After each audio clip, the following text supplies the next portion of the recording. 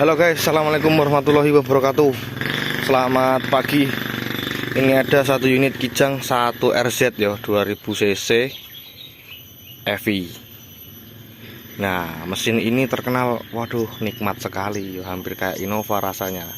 Tapi yo, nggak tahu kenapa banyak ditolak orang-orang ya, banyak ditolak orang-orang dan jarang banget orang yang suka pakai mesin ini. Nah, ini kendalanya susah nyala guys kalau pagi. Susah nyala kalau pagi, kayaknya injektornya bocor.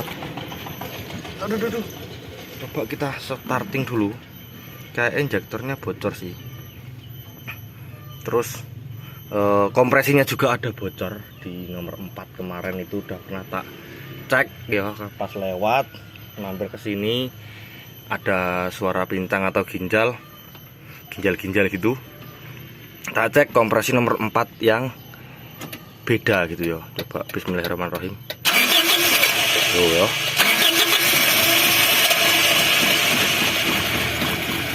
Nah, hidupnya gitu. Banyak faktor sih ya.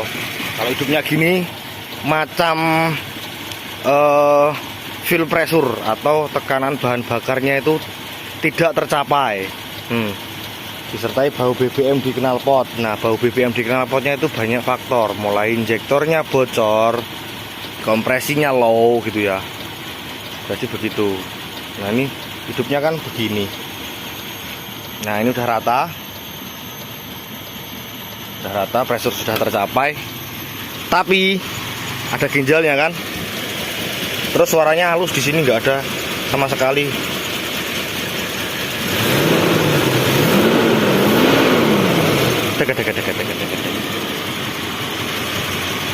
Coba cek kodam. Kita cek kodam mana saja yang hadir ya kodamnya ya. Kita lihat nomor 4 dulu. Nah, yang kemarin tak lihat kelihatan banget itu nomor 4. Kompresinya ada bocor. Nah, ayo nomor 4 kita cabut. Nggak ada ngaruh sama sekali.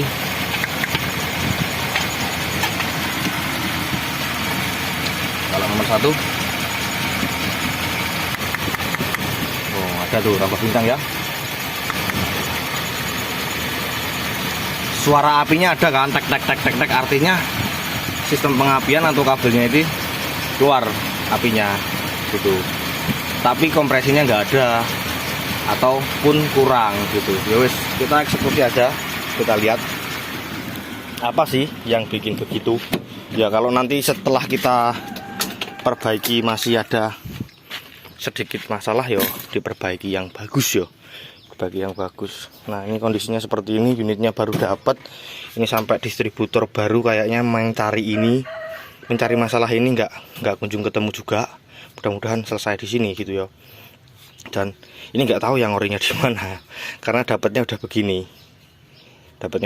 Kondisinya juga begini. Awalnya guys, itu ada semacam penghemat bahan bakar yang sering banget tak tantolin di video yang aku benci banget itu, yang model magnet itu tancepin di sini. Nih, selangnya sampai kayak gini, magnet. Nah, kemarin itu pas mampir ke sini kan nggak ada tenaga sama sekali.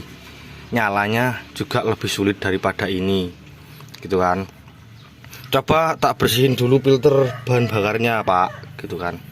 Tak bersihin filter bahan bakarnya, tak buka selangnya tuh kan, itu filter bahan bakarnya ini guys, tuh ya di sana. Tak cabut selangnya satu, tak coba start engine, ces gitu, keluarnya hitam. Nah, kok terus di sini ada pentol, tak buang pentolnya, tak pukul-pukul filternya, keluar, dah tak buang, bersih, tak pasang lagi. Cobain, lumayan bertenaga. Nah, sekarang mungkin yang punya ini percaya, diserahin ke kita untuk beresin yang pincangnya itu. Ya, mudah-mudahan selesai di sini. Nanti injektor juga tak cek karena injektornya juga dibawain. Ya, injektor dibawain, terus itu yang ada rembes-rembes itu dibawain juga.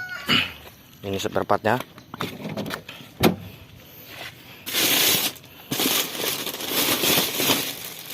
Ini Ini injektor, ini filter bensinnya yang baru.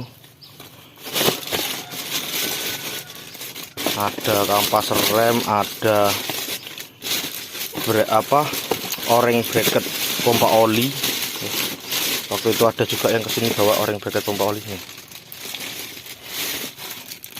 O-ring bracket pompa oli. Kalau seal askreknya kan sama dengan Innova, nanti nyari di sini banyak ya.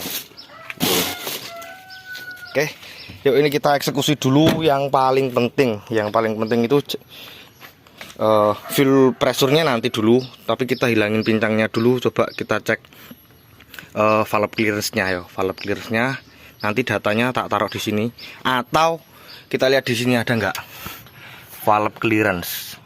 Nggak ada ya. Engine speed atau RPM-nya 850 saat idle.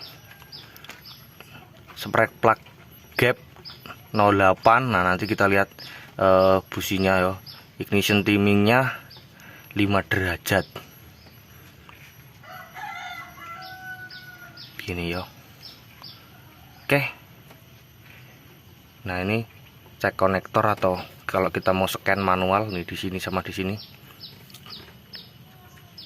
Di sini DLC nya contohnya udah dikasih nih 1 2 nih. Soketnya yang ini nih, di sini nih. Ini yang besar ya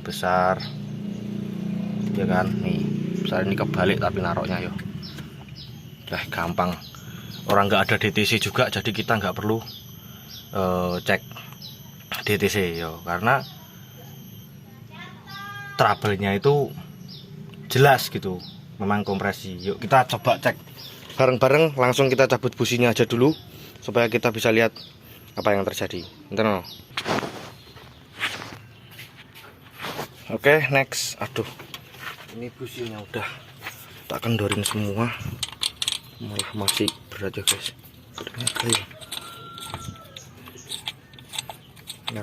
Tempatnya sempit guys. Nomor 1, nomor 2 ya. Kita ambil. Nah nanti kita bedakan ya, warna busi nomor 1 sampai nomor 4 itu bedanya seperti apa ya. Nomor 1 gini, coklat ya, fokus ya. Nomor 1 coklat, ujungnya ini tidak ada basah oli. Nomor 2 sama, nomor 2 coklat.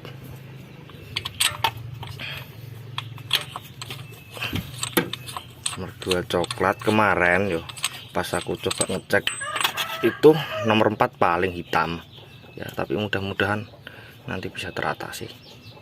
Jadi nah ini nomor 3 hitam. Beda kan, bagus. Nomor 2 kan tengahnya masih ada bersihnya. Nomor 1 juga masih sedikit ada bersihnya, tapi nomor 2 paling sempurna ya. Nomor 4 full parah ya, seolah-olah businya mati sampai hitam. Nah kondisi seperti ini kita bisa pastikan dari luar kan. Kalau warna businya hitam, berarti ada bahan bakar yang masuk ke ruang bakar namun tidak terbakar dengan sempurna atau tidak habis, karena kompresinya kurang cukup untuk membakar komposisi bahan bakar yang ada gitu kan. Nah kalau ini masih dianggap cukup. Usahakan merah bata lah kalau standaran yo. Kalau standaran loh. Cuman kalau memang mungkin remap atau apa sebagainya, nggak usah terlalu jauh. Yo gini udah cukup nih, coklat-coklat gini nih. Udah cukup, bahan bakarnya itu masih terlalu basah lah yo. Tapi basah banget juga nggak enak gitu loh. Oke, kita langsung coba buka valve cover. Nanti kita lihat valve clearance-nya, gapnya seberapa. Nanti lanjut. Oke, next marki book. Mari kita buka. Kita singkirin sini dulu. Kita lihat valve clearance-nya seberapa ya. Kalau dari data yang pernah saya baca, itu intakesnya 20 maksimal loh ya, maksimal intakesnya 30, exhaustnya 35 maksimal. Cuman kan lihat kondisi lapangannya seperti apa ya. Oke, minta copot dulu nih biar kita bisa muter askreknya, bisa muter camshaftnya. Dan kalau kita mau valve clearance ini, mudah-mudahan kita nggak perlu nyopotin noken as. Mudah-mudahan sih bisa, harusnya dicuri yo, dicutek, nggak cutek telek gitu yo. Oke, channel.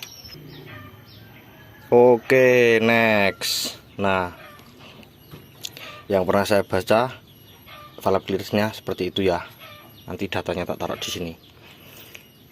Intake 35, intake maksimal 30, exhaust maksimal 35. Ini tadi coba tak puter-puter, kita coba lihat angkanya berapa. Didapati valve clearance masih dianggap aman guys. Kenapa dianggap aman? Karena di nomor 4 yang kita curigai ada bocor kompresi, tidak mampu membakar bahan bakar yang ada. Itu exhaustnya masih 30 ya, exhaustnya yang depan ini 30 masuk, intaknya juga 30 masih masuk guys. Duh, intaknya 30 masih masuk, artinya aman kan, artinya aman. Tapi kita coba lagi, lanjut kita cek injektor sama throttle bodinya dulu dicopotin ya. Nanti kita baru cek oil pressure, fuel pressure-nya. Kenapa di nomor 4 seperti itu? Karena aku nggak punya sih guys kompresi tester yo, kompresi tester nggak punya. Jadi yo gini. Tapi udah kelihatan dari waktu kita cabut busi itu real nggak ada ngaruh yo, nggak ada ngaruh itu antara nggak ada kompresi sama nggak ada bahan bakar yang masuk gitu yo. Tapi kalau kompresinya ada, kita cabut busi pasti pincang, kita cabut soket injektor pasti pincang gitu loh, gitu. Nah ini tadi kita cabut busi nggak ada ngaruh, low compression. Nah kita coba puter-puterin gini,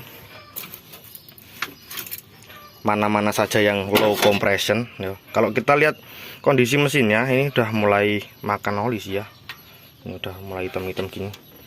Aduh, kita putar-putar dulu.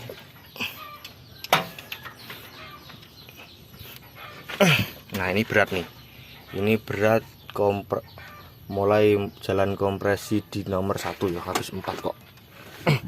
1 bagus ya, berat.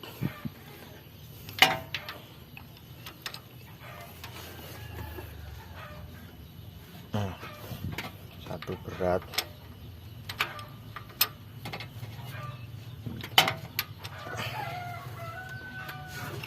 Nah 3 ini yo, 3 ringan.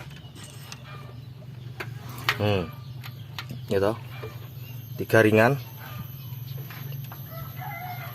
low juga yo. Karena tadi kita lihat businya yang hitam 3 sama 2 ya, low. 1 3 ya, 1 3 4 ringan, kembali ke 2. 2 berat nih. 1 dan 2 masih berat. 1 dan 2. Padahal ini enggak ada businya ya, businya tak cabut ya padahal ya. Harusnya ringan semua toh, harusnya. Tapi kok seperti ini. Gitu. Ataukah jangan-jangan ya nanti. Jangan-jangannya nanti, yang penting ini kita cek dulu. Kita cek dulu. Yuk lanjut. Tak bongkar ya total bodinya. Oke, next. TB sama injektor udah berhasil tak cabut. Oke. Sering banget ada yang nanya dan sering banget tak jawab, tapi nggak bosen jawab yo. Mas, apakah throttle body itu bisa jadi penyebab mobil pincang atau berat tidak bertenaga? Tidak. Loh, tak jawab banter. Tidak. Cuman beberapa perangkat yang ada di throttle body bisa jadi penyebabnya. Nah, itu kan bukan throttle body, ya kan? Throttle body adalah pintu udara masuk untuk sistem kerja sebuah mesin. Sistem udara masuk ya, pintu ya. Pintu udara masuk. Nggak ada bahan bakar di throttle body. Ya, nggak ada bahan bakar. Pokoknya semua udara. Ini idle air screw ini udara masuk karena ini nggak pakai ISC kan. Nah, ini ada ISC zaman dulu. Nih, ISC zaman dulu. Ini bekerja dia disebutnya cuk sama orang-orang dulu karena ini dikasih air kan. Kalau mesinmu masih dingin, itu RPM-nya bakalan tinggi. Nanti kalau kalau udah panas nyampe sini, ini pegasnya mulai molor saat gitu, RPM-mu akan mulai mengecil. Nah, nanti diikuti ditata pakai ini idle air screw tuh, seolah-olah masih sama kayak karburator gitu. Terus AC dan sebagainya gimana Mas kalau nggak ada ISC? Kan masih ada alat yang lain. Sebelum ada lahir ISC itu kan pakai kayak gini nih. Ini buat AC, yo, ini buat AC ke sana, ini buat power steering. Nah, kayak gini nih. Teknologi tahun 90-an sampai 2000-an, yo. Nah, yang bisa bikin pincang atau bisa bikin bebet tidak bertenaga itu injektor bisa. Injektor bisa dan lain-lain bisa. Nah, fuel pump pun bisa gitu kan, meskipun jauh dari mesin, tapi itu bisa jadi penyebabnya. Dan ternyata ini setelah tak buka, setelah kita buka, kita lihat bocor semua ya guys. Kok ada minyaknya semua ya? Pantesan bau gitu loh pembakarannya, ada minyaknya di situ. Gimana ini terusan? Tak coba cabut dulu, dipelajari seperti apa dalamnya yo. Karena ini kalau injektor jenis ini kita mau cek itu susah. Kenapa kok susah? Ya susah, kita mau ceknya itu injektornya itu filternya di tengah-tengah badan injektornya gitu loh. Jadi kalau bocor gini gimana? Susah toh. Nanti tak racun aja lah yo, tak racun, tak komporin. Kita upgrade injektornya, jangan pakai yang beginian. Kita pakai injektor yang gini itu ya, pakai yang gede apa yo. Ini kan bentuknya gede yo. Coba nanti tak cariin di upgrade pakai injektor apa yang enak gitu yo. Oke, tenan tak cabutannya dulu ini injektor yang ada. Oke, sudah kecabut semua. Ternyata yang bikin parah bocor di nomor 4 itu ini o-ringnya molor ya. O-ringnya tidak tahan bahan bakar dan tekanannya di sini juga tinggi. Nah, ini loh guys yang tak sebut susah ngurus injektor ini, karena ininya di tengah, pintu masuk bahan bakarnya di tengah sini. Jadi kita harus pasang di fuel railnya gini, yang kita kasih tekanan fuel railnya. Nanti lihat sininya seperti apa gitu ya. Nih, ini udah pada potol-potol. Ini injektornya juga udah kayak gini. Itu masih ada yang baru beberapa yo. Ini coba yang udah lama tak buka dulu kayak apa. Bisa nggak ini dicabut filternya? Tuh. Kelihatan toh.